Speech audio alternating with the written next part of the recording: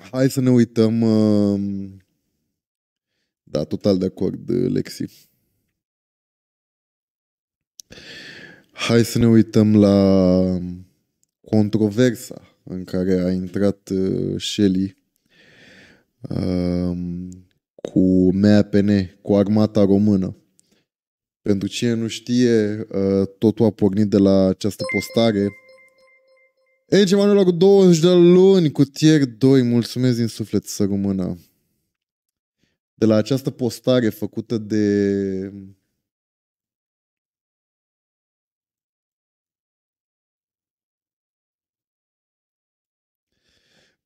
Această postare făcută de Ministerul Apărării Naționale, în care sunt niște poze cu Shelly și zice: avem colegi noi.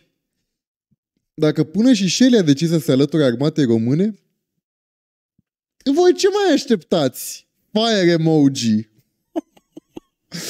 Pentru că e team player și a adus și un prieten.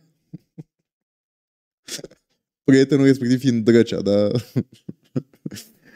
Revenind cu detalii despre primele lor momente de instrucție alături de militari de elită ai Scorpionilor Roșii. Până atunci accesați recrutare MAPN. Deci ăștia au o campanie de recrutare acum cu războiul, cu whatever. Și i-au făcut poze lui Shelly când... Deci el s-a dus să filmeze... El s-a dus să filmeze un episod din serialul lui La Muncă. Cum e să fii militar sau whatever. Și ăștia au făcut poze și au zis că Shelly s-a alăturat armatei române. Get trolled by MAPN, idiot. Cum să te troleze cu aia MAPN? Cum să te troleze, mă, nene, MAPN? Și bineînțeles că tot discursul de pe peste tot a fost fix ce caută Shelly în armată, vai de el cum să luați în armată, ne face țara de râs, ala. Da, e efectiv clickbait. Efectiv clickbait.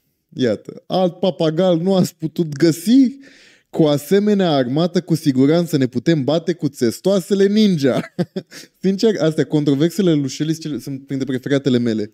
Că adică el e cumva un influencer atât de neutru overall, în sensul că nu foarte multă lume îl urăște, nu foarte multă lume îl iubește. Și asta mi se pare cele mai amuzante. Știi, toți moșari ăștia care știu ei de Shelly de undeva și încep să... Așa a fost mereu și la alea cu Old Spice și cu, nu mai știu mai, cu H&M, cu toate alea absolut superbe. Urmează Hâț Johnule. Sincer, Dorian Popa în armată chiar ar face PR bun pentru armată, n-ați vă mint. Cine-i Shelly? Asta e comentariul meu preferat. Cine-i, domne, Shelly? Gata, Putin a declarat că nu vrea război cu România de teamă că îl trimitem pe Shelly. Bună asta. Shelly Controversy tier list. Ar fi interesant de făcut, acum că ziceți. Sunteți penibili. De acord. Sunt de acord cu doamna Mariana. Țară, vrem ostași. Vremurile grele creează oameni puternici. Oamenii, iată, Kali Yuga, dragi prieteni, e citatul preferat al lui Joe Rogan. Un om care are o poză cu un militar american. El cu 100% nefiind militar. Armata română. N-are armata bani de Dorian, dar... Penibil. Cine-i Shelly? Iată, gluma mea preferată. Primiți fetițe? E legal? Pe lângă gluma cu haha Shelly fetiță, e legal să primești femei în armată? Gen, în ce lume trăiești în care nu știi că există femei în armată? Gen, în ce lume trăiești în care întreb dacă e legal să primești femei în armată? O glumă mai bună, dacă voiai să faci gluma cu fetițele, era să zici foarte bine că îl iau pe Shelly, că aveam nevoie de mai multe femei în armată. Tot o glumă proastă, dar măcar și un om care are 2 fetițe în poza de profil. Abia aștept să le văd viitorul în carieră fetelor lui. Bravo, băieți, tot înainte cu tupeu ca la Ateneu, cu stimă. Iată, domnului Petru îi place campania cu Shelly. Context la acel profile picture este un cont fals pe care îl folosesc ca să pot să stau pe Facebook, pentru că mi-a șters contul meu personal. Ăsta e un simbol pentru voi? Cine-i Shelly? Întreabă cineva pentru a 8-a oară. Cât e salariul? Preț? Preț?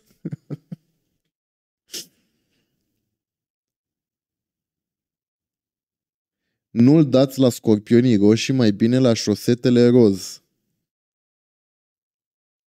Voi nu sunteți sănătoși.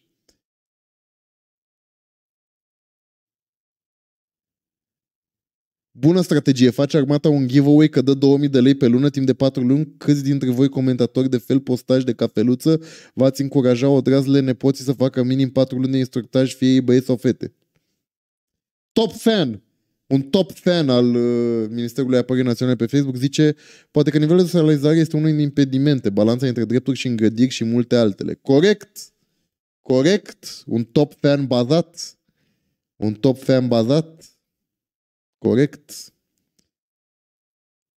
Cât i-ați oferit să vă facă publicitate? Asta ar fi într-adevăr o știre. Și eu sunt de acord că ar fi fost o știre. Din câte am înțeles de la... Din ce a zis Shelly în răspunsul lui, este că nu a primit bani și că doar practic s-a dus să filmeze ăla cu acordul, o să nu uităm la răspunsul lui, cu acordul armatei, cu acordul MAPN-ului și practic ăștia au făcut poze și na. Nu știu cât de pe japcă sau nu, dar au zis că s-a înscris în armata română. Bun, asta este postarea originală și bineînțeles că după au început să curgă știrile, care, dacă mă întreb pe mine, adică Shelly în răspunsul lui pare destul de supărat pe... Adică, nu, e pe bună dreptate supărat pe reacția presei la această știre. În același timp, este de departe gafa MAPN-ului sau și a lui în care i-a lăsat pe ea să scrie că Shelly s-a alăturat armatei, alăturați-vă și voi. Adică that's just a fucking lie, știi? Adică gen, why the fuck would you say that? Și că una e să... Adică puteau să zică că glumesc sau puteau să o facă mai sarcastic, că se prinde lumea că e o glumă. Realitatea. Shelly s-a alăturat armatei. MAPN. Voi ce mai așteptați? Un pic de seriozitate mai așteptăm. Așteptăm pacea. Aștept să se martirizeze. Doamne, iartă-mă. Doamne, uite și fanii ăștia, Dana Budeanu. Dacă vedeți ucrainieni ce mașini au, numai Tesla și ultimele modele X5, X6. Da, așa este. Așa este. Eu spre deosebire de acest om nu stau în București și nu văd o cărcă de mașini cu numere de Ucraina și sunt toate căzăturile posibile. Fan Cristina Ich, average Cristina Ich fan să mor eu.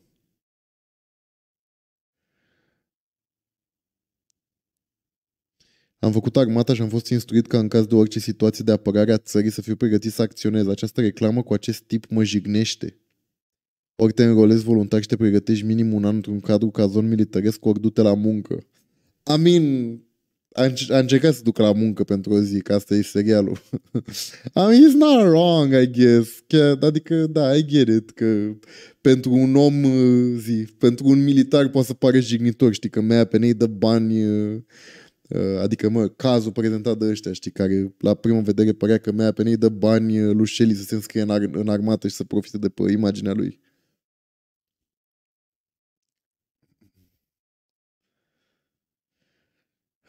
E mulțumit cu 2500 de roni? Exact ce ziceam, știi? Adică asta e la primul lucru la care te gândești. Păi stai unene cu un militar, știi? Un militar are 3000-3500 de lei salariu și voi l-ați luat pe Shelly pe bani, știi? Adică outrage-ul mi se pare cumva justificat. Ce nu mi se pare justificat e cum... exact ce zice și Shelly, știi? Că ăștia n-au verificat... n-au verificat deloc dacă e adevărată această informație. Dar în același timp, că Shelly să cacă un pic pe el, că zice că, o să vedeți răspunsul, că zice că că nu s-au informat de mai multe surse, că nu i-au cerut punctul de vedere, which I agree with. În același timp, MAPN, Ministerul Apărării Naționale cu badge verified pe Facebook, a zis Shelly s-a înscris în armată. boicot. Deci, atâta din cât MAPN cu badge pe Facebook a zis ce li s-a înscris în armată, na. Catechism, mulțumesc. Mutăm întâlnirea cu Shelly o oră mai târziu, sunt pe Italia. Nu viața mea, dar poți să te uiți la vot după și oricum îl pun și pe YouTube. Dar da, rezumatul ăsta e că într-adevăr nu se verifică absolut nimic, nu se...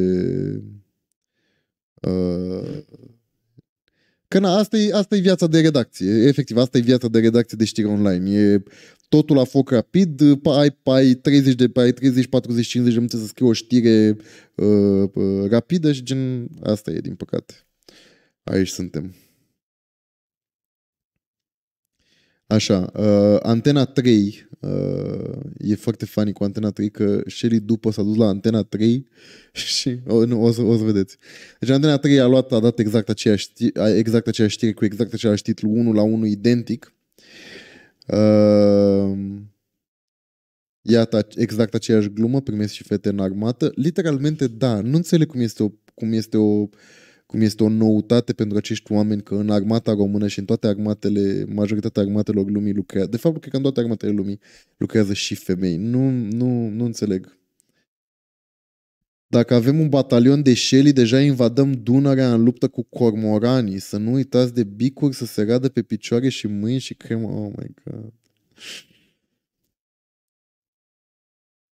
Dacă îl fac ăștia șoferi pe front, o să facă ravagii în războaie. Ok.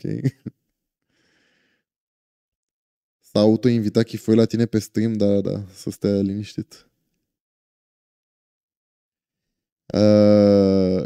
Când sistemul te ajută să te realizezi, mi se pare just să-l aperi, să-i întorci favorul, dar majoritatea românilor trăiesc în sărăcie de la un salariu la altul. Deci, iată, un alt top fan bazat. De data asta, Antena 3 fan. Serios, oare câți bani a primit ca să-i prostească pe unii tineri să facă ca și el? Și el va sta bine, mersi, acasă. Eu pot să înțeleg această reacție. Adică, eu pot să înțeleg. E un outrage de la clasic de Facebook, dar pot să-l înțeleg. Că asta a lăsat de înțeles MAPN.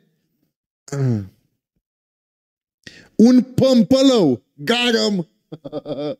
Garăm! Un pămpălău! Dacă din ăștia e format armata română, atunci ne-am dat foc la valiză. Cei ca Shelly n-au valiză, au poșetă! Comedie de Facebook, prieteni. Shelly, cine este? Și-a luat și rujurile cu el? Doamne...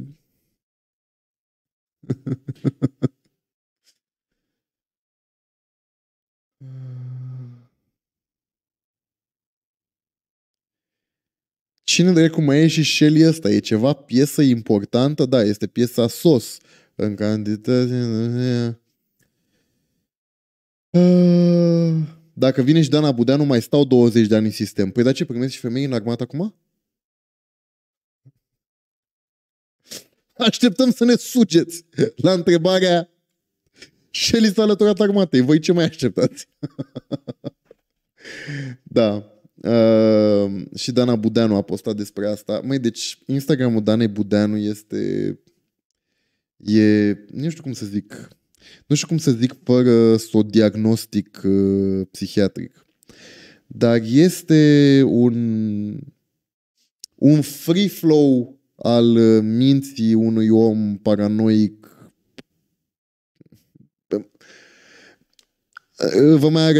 Da, e un delir. Deci Dana Budeanu zice în legătură cu acest subiect: Vasilica, după ce ne-a cheltuit banii pe fier vechi fără să ne întrebe, plătește fătălăi influencer să ne cheme la oaste. Băi, dar chiar nu vă e rușine, mă? Și în loc să pună semnul întrebării, pune semnul exclamării, că na, așa e, când postez prea mult pe Facebook. Na. Sunt banii mei! Sunt banii mei! La fel și aia pe care îi iau de la PSD, sau mă, i-am luat când... De ce ceva, men? Dacă poate cineva de la PSD să-i dea niște șosete lui Grindeanu că ne-a rupt pe modă.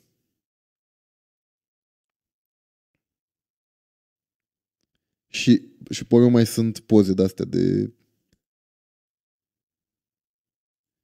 Ciucurel Troți skate. Pune filme cu el în parc la oameni cu ce a făcut el. Ahaha, welcome to Romania 2022. Băi, vă rog eu frumos, femeia are nevoie de ajutor specializat. Efectiv, nu înțeleg ce... Nu înțeleg ce înseamnă toate cuvintele astea de aici.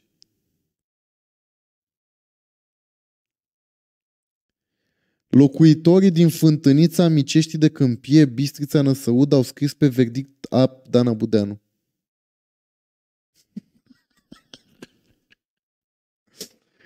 Amețitele care dansează Macarena, Lambada, Jerusalema și le pute manelele marș nobililor. Ok, this I can agree with.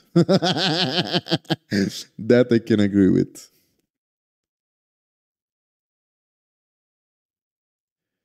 Numai fătălăii fac nuntă cu tacâm. Bărbații adevărați cheamă 10.000 de oameni. Iată și puțină propagandă pentru Partidul Aur. Așa e la Dănuța, când a văzut că nu mai se mănâncă nimic la PSD și că Firea și-a terminat cariera politică, s-a dus să sugă din bugetul Aur. Din păcate, bugetul Aur este mult mai mic decât la PSD, așa că, na, face și ea ce poate, suge și ea de pe unde poate. Bani de la partide, la asta mă refer. Tare.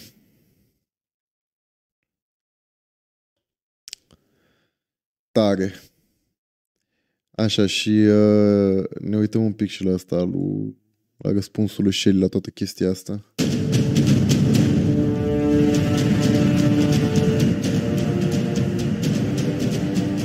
Deci, uite-l pe Shelly pe tank, distrându-se. Acum, de ce este o tâmpenie? Eu am mai spus, bă, a fi prost nu e o dramă. Poate nu știți care e Shelly. E vorba despre influencerul, vloggerul, idolul copiilor, părinții care au copii așa de până în 4 ani știu bine cine e Shelly, poate Da.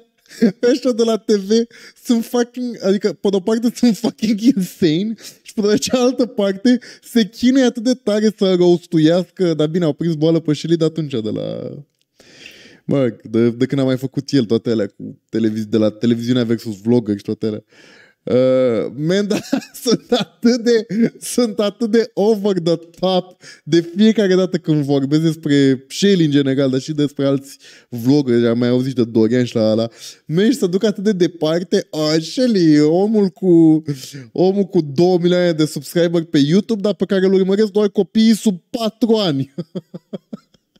idolul copiilor, părinții care au copii așa de până în 4 ani știu bine cine e Shelly, poate credeți că ne arde de glume, dar Ministerul Apărării nu se joacă. Vedeta din online este destul de controversată, să spunem așa. Și în timp ce avem o tragedie la granițele României... Ce n-am menționat la toată chestia asta, să nu se înțeleagă Doamne ferește că mi s-ar fi părut funny sau că aș fi fost de acord cu o campanie de genul de la MAPN. Urăsc tot ce înseamnă comunicare și propagandă din partea instituțiilor care aplică forța ale statului, da, armată, poliție, jandarmerie, SRI și așa mai departe. Urăsc cu o pasiune toată comunicarea pe care o fac și urăsc cu o pasiune faptul că încearcă să memeze și să fie cool și să convingă corporatiști și să le dea share pe Facebook, da? Deci să nu se înțeleagă că zic că mi se pare scuzabil în vreun fel gafa până la urmă, că n-am cum să-i zic altcumva pe care a făcut-o Shelly, faptul că i-a lăsat pe ea să posteze hei, haideți în armată, vă zice Shelly. Adică asta cu filmarea, da, așa, pula mea, du-te și filmează, whatever. Adică că, da, la final zic că e interesant să vezi niște oameni dându-se cu tancul ampulea într-un vlog. Dar toată partea asta cu recrutarea și cu la Castec, adică Castec au și formulat-o foarte jegos, adică asta mă enervează, că n-am o problemă cu o campanie de recrutare, că asta fac toate statele, fac campanii de recrutare. Dar s-a făcut atât de jegoasă formularea, știi, de s-a alăturat Shelly. Hei, puși de 17-18 ani care abia ai terminat liceul. Este momentul tău. Iată, idolul tău Shelly, știi? Adică asta mi s-a părut... Pe Shelly în uniformă militară pe tank fericit. În dreapta era un stand-up comediant, Dracea. Drăcea. Drăcea? Drăcea. Drăcea. Dragnea? Nu, Dracea. Dracea. Mă gândeam că scrie Dragnea, mă speriasem, vă dați seama. Vii să promovezi armata română cu Shelly și Drăcea. Ce ai vrea? Vrei să pornezi și cu prietenie și înțelegere? Dragnea, deci... Shelly, cum se pronunță? Că n-aș vrea să greșesc. Shelly. Uite cât de over the top sunt atât de opăriți la cur că ăsta face per video mai mult decât fac ei într-o seară. Sunt atât de opăriți la cur, man. Cum se pronunță? Shelly? Nu știu. Dar literalmente Mircea Badea a vorbit cu Shelly în direct, gen la altă emisiune. Literalmente au vorbit în direct. Cu ș? Cum? Oh, shit. Here we go again. Salut, eu sunt Sherry și bine v-am găsit la seria mea preferată, Dau explicații. Se pare că am revenit cu un nou episod din acest format pe canalul meu, dragi prieteni. Nu de atât, dar în fiecare an am avut cât un video din ăsta și chiar mă gândeam despre ce va fi anul ăsta. Ieri și azi a fost mare tamtam în presă, iar acuzații acestor două zile am fost eu și armata română, MAPN-ul. Câți bani, dacă a fost o licitație, care sunt principiile pe baza cărora au fost selectați acești oameni, nu se duc în derizoriu așa, luând un cântăreț care să ne vorbească de femeia care îi dă târcoale. Pe cuvântul meu, că nu înțeleg. Ce-mi place asta cu... E un cântăreț care zice că femeia mea îi dă târcoale lui. Doamne, eu sunt căsătorit de 25 de ani, am 2 copii acasă. Cum adică femeia mea îi dă târcoale lui? Să-și vadă lungul nasului, domnule, că e un mucos, da? În primul și în primul rând, eu n-am fost plătit un leu de către armata română. MAPN-ul nu a cheltuit niciun ban, ba mai mult, toată producția acestui episod este pe cheltuiala mea. Și așa este și normal, să fie pe cheltuiala mea și nu a statului. Pentru că asta a fost ideea mea și inițiativa mea. Hai să luăm lucrurile pe rând. În primul rând, nu fac parte nici plătit, dar nici gratuit din vreo campanie de PR a armatei române. Și voi cu siguranță știți ceea ce urmează să zic, dar probabil publicul de la televizor nu știe. Pentru că majoritatea televiziunilor se interesează de activitatea mea doar atunci când găsesc ceva rău de scos în evidență. Însă, eu am lansat anul ăsta pe YouTube un reality show numit La Muncă. Care e ideea acestui show? Ei bine, în reality show-ul ăsta, în fiecare episod, eu și cu un invitat special încercăm diferite meserii, ca să ne dăm seama cam în cât timp am murit de foame, dacă ipotetic vorbim, mâine s-ar închide toate rețelele sociale și ar trebui să ne angajăm în altă parte. Am lansat până acum 11 episoade în care am fost gunoier, alpinist utilitar, pescar, stomatolog, angajat la supermarket, shawarmar, etc. Iar acum urmează să lansez marea finală, cel mai tare episod de până acum. Episod în care, alături de Drăcea, asta, gândiți-vă că în era mea armata nu mai e obligatorie și niciodată n-am trăit o zi de armată. Mi s-a părut foarte tare să documentez cum arată o zi din viața unui soldat. Pentru că ce credeți, noi asta facem în seria La Muncă, dincolo de și vă mi se pare că și el seamănă cu Sorin Ovidiu Vântu, că și el postează la fel? Acum că o zici. Zice gunoier, deși oamenii ăia l-au rugat să nu mai zică gunoier. N-am văzut. Nici eu nu știam că e... De fapt, bine, are sens. Că nu este un termen tocmai... Dar care e ăsta corect? Inginer de salubritate publică sau cum era? Agent de salubritate? Agent de salubritate?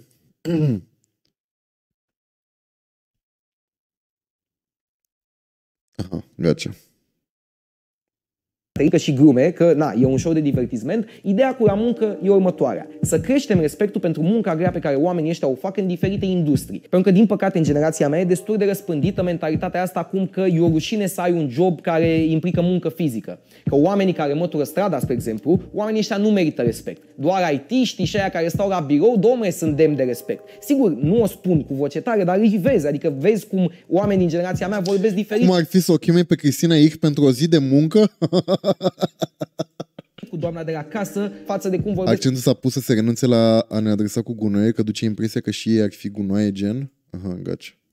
Poate cu un coleg de-al lor de la departamentul IT. E ceva ce pe mine mă revoltă, pentru că, logic, orice om care muncește merită respect și merită să îi se vorbească politicos. Vrem să creștem awareness-ul și să schimbăm un pic percepția față de joburile astea, în special față de joburile considerate munca de jos, munca asta care e stigmatizată. Băi, ideea mea a fost să văd pe bune ce înseamnă să fii soldat pentru o zi, cu bune și cu rele. Și o să vedeți atunci când lansăm episodul cam câte lucruri mișto am învățat noi în această scurtă și neintruzivă vizită între băieții aia care ne apără țara și nu numai. Pentru episodul ăsta ăsta nu există niciun contract de promovare sau de imagine între mine și minister, iar acest episod nu are nicio reclamă în el și niciun sponsor care să plătească. Bun, acum să ne întoarcem un pic. Da, cred că aici, că asta voiam să zic, cred că aici este o problemă foarte mare de percepție și chiar vreau să vorbesc treaba asta cu Shelly mâine, că aici cred că este o problemă foarte mare de percepție când vine vorba de de marcarea publicității. Și de faptul că nu e așa, în restul episoadelor din La Muncă, acea publicitate care a fost nu este marcată și din câte știu eu, Shelly nu prea își marchează niciodată publicitatea, din câte am observat eu. Nu cred că este... Adică, știi ce? Nici nu vreau să presupun cum ar crede alți oameni sau whatever.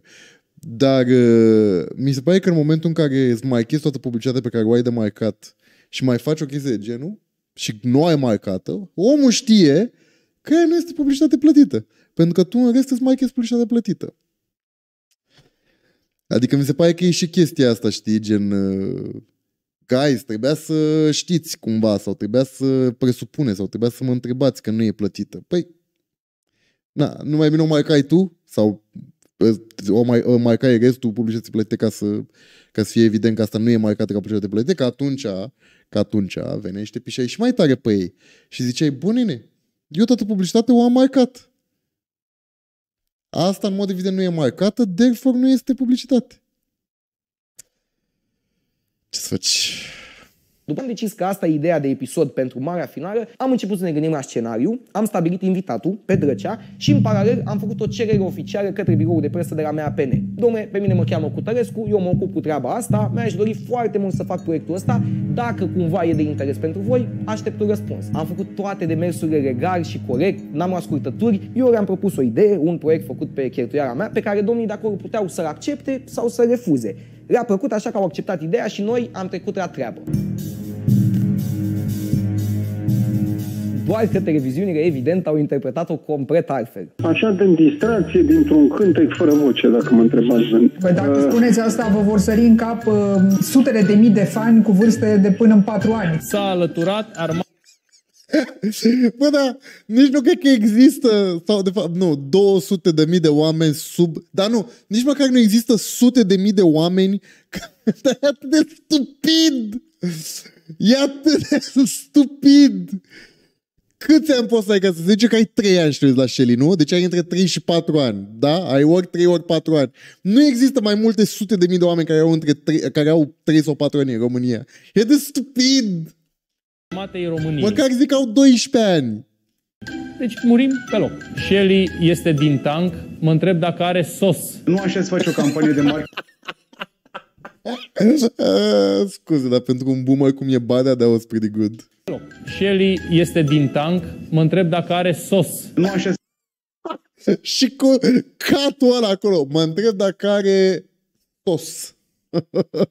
Se face o campanie de marketing, mai ales pentru un subiect atât de important, pentru forțele armate, da? Pentru că altfel nu e decât un cântec cu SOS ceva industriale, femeia ta îndă tilicoale, da. Un blogger pe...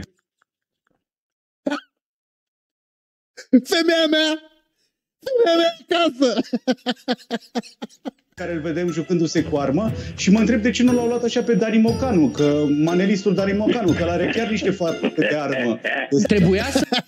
Ce râde ăla? Mocanu, că manelistul Dani Mocanu, că are chiar niște fapte de armă. Trebuia... Ăla, Dani Mocanu, măcar avea experiență de mers cu tancul. Să fie în momentul de față cooptat Dani Mocanu pentru a promova batalionul disciplinar atunci. Câți bani, dacă a fost o licitație, care sunt principiile pe baza cărora au fost selectați acești oameni, nu se duc în derizoriu așa, luând un cântăreț care să ne vorbească de femeia care îi dă târcoale. Pe cuvântul meu. Da, asta e funny, că se prefac că nu știu cum se pronunță Shelly, dar ei știu versuri din Five Gang. Că nu înțeleg cum își aleg oamenii așa. Știu că în pandemie era cel care a organizat o mega petrecere, n-a ținut cont și a luat amendă. Cum alăturarea asta? Cum parteneriatul ăsta? Doamna Stoica. Aici cred că Ministerul Apărării sau Departamentul de Comunicare ar trebui să ne răspundă. Vă dați seama cam ce impresii își face publicul care vede asta. Uitați un comentariu de pe Facebook. Dacă peste o săptămână sau o lună o să auzim că s-a lăsat de chestia asta pe motiv că e prea greu sau că atât i-a fost contractul, nu va fi decât o altă pată pe obrazul armatei române. Voi vă dați seama că există oameni care cred că eu pe bune m-am înrolat în armată la propriu. Adică asta au înțeles ei de la televizor. Pentru că Dar aia e, că n-au înțeles de la televizor. Adică inițial au înțeles de la MAPN. MAPN a zis: Shelly s-a înscris în armată, punct. Fără sarcasm, fără să menționeze că e glumă, fără nimica. Cum Steaua nu e FCSB, așa și Shelly nu e Five Gang. Deci MAPN-ul a zis, adică mie nu mi se pare atât de zi. Adică da, așa, Daytime TV de la România TV și Realitatea și Antena 3, la da, așa, sunt ultimele jeguri, nici nu se pune problema. Dar reacția overall a oamenilor nu mi se pare atât de deplasată atât timp cât MAPN însuși a zis: Shelly s-a înscris în armată, iată niște fucking poze, da? Că nu doar a zis, așa arăta pozele, fără context, fără să dea contextul că tu filmezi vlog acolo, îți faci show. Adică nu mi se pare atât de depărtată reacția omului. Folosite de televiziuni lasă omul să intre la bănuieli. E foarte important ca voi să știți și să fiți puși la curent cu faptul că presa din România, în momentul de față, cu mici excepții, Doar lucrez în presă, știu că reporterii iau informația de la sursă oficială MAPN ca fiind adevărată. Da, în același timp nu scuză lipsa de profesionalism și de... Care, nu este vina, eu nu cred că este vina jurnaliștilor, este vina trusturilor infecte care încearcă să stoarcă de bani oamenii prin reclame. În același timp nu scuză lipsa de profesionalism a televiziunilor și a whatever care le elene să dea un telefon să întrebe la MAPN sau să-l întrebe pe Shelly dacă e adevărat, dacă e pe bune, cum comentează și așa mai departe. la un nivel extrem de jos.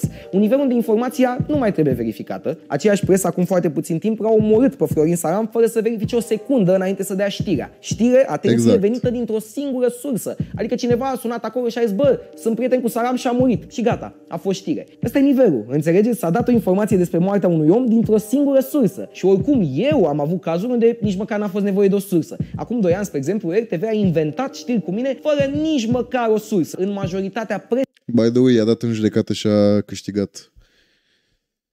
Și trebuie să-i plătească daune de 100.000 de lei. Voi înțelegeți? Omul meu a scos de la România TV 100.000 de lei pentru campania de defăimare. 100.000 de lei. Mă rog, dar de aștept să bubui și tu să zic la România TV că ai murit. Doamne, nu mi-aș dori în viața vieților mele să ajung la nivelul de faimă pe care l-are.